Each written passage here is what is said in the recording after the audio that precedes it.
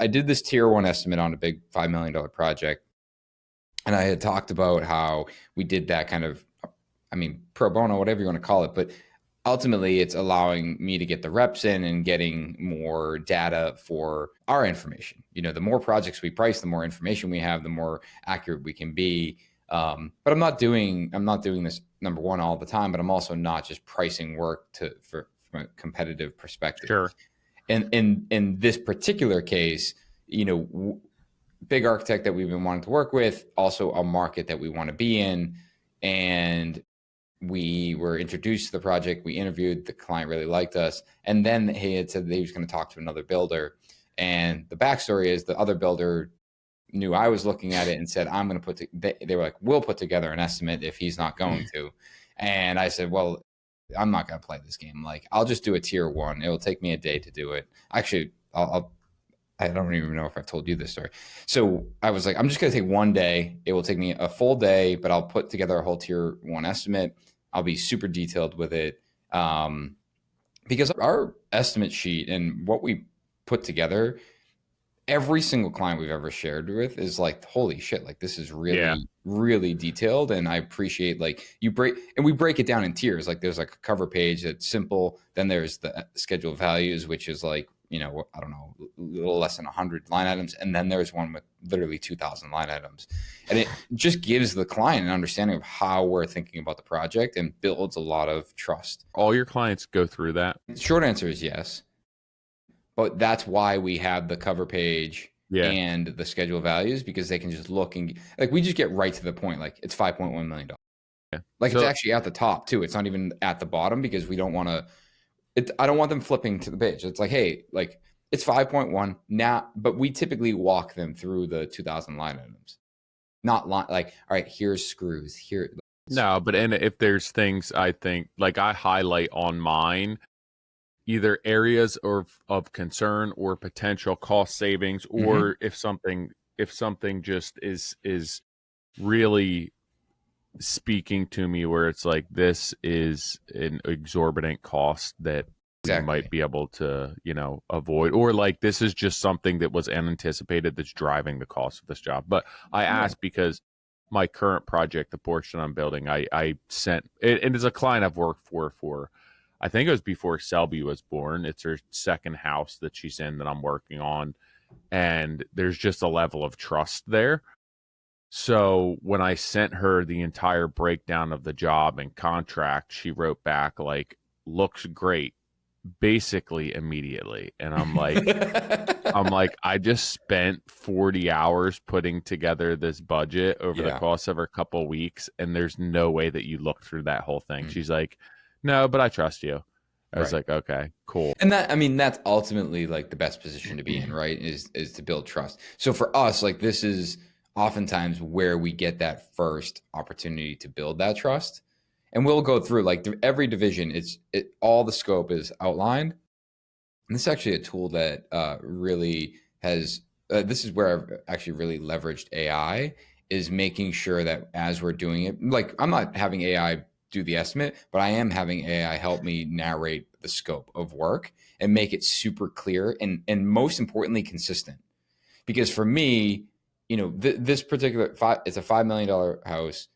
It took me exactly 11 hours basically of dedicated work sitting at my desk to put this together, right? So you start out super high energy. Yeah. I'm typing out everything. Like this is like super detailed, like, but concise and like really be able to understand. By the time I'm in like plumbing, I'm like, plumb the house. Yeah, dude. I'm just out of steam. So part of it is like, I've said, no, I want consistency. I want the client to understand what is going into this. And it's robust. Like it's nice because it's essentially like all the cost codes, our scope of work, how the value is made up, whether it's a sub, material, labor, and it's is it an allowance? And then we have this basically column where we decide what schedule of value column it goes in. And I'm realizing this is probably hard to follow from an audio perspective, but what that does is on our schedule of value sheet, we essentially have columns based on the area. So in this case, we had main house, garage, site work, landscape. So that way, when you're putting together the $5 million worth of cost, you can then see it divided by the different areas that this project is going to be broken up in. And, I've always said it's a bunch of little numbers that add up to a really big number, right? That's ultimately what we're trying to validate. And, and then I've said it before, and I think I said it in the last episode, but I definitely shared this in the recent email is, when we're looking at value engineering, it's what can you remove, reduce, or defer? And it's like removing scope is, obviously the best thing, where it's like just remove scope, like remove a bathroom, or don't do the basement now, phase, or that would be defer, but don't do something. Or it's a matter of reducing it. It's like, hey, rather than tiling every wall in the bathroom, like let's just tile the wet areas. Yeah.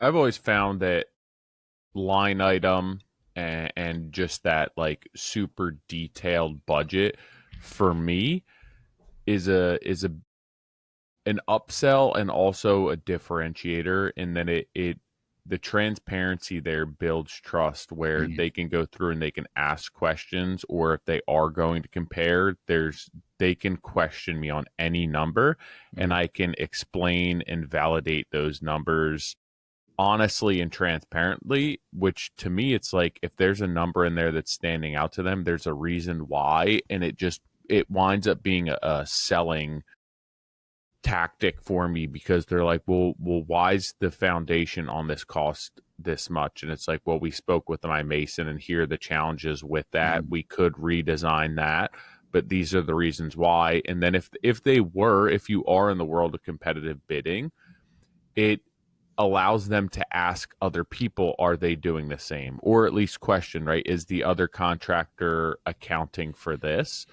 And I think a lot of times it validates the higher number, where there's just opportunity to differentiate yourself through those numbers. If your paint number is higher than other people, well, why is your paint number higher? It can't just be higher for the sake of being higher.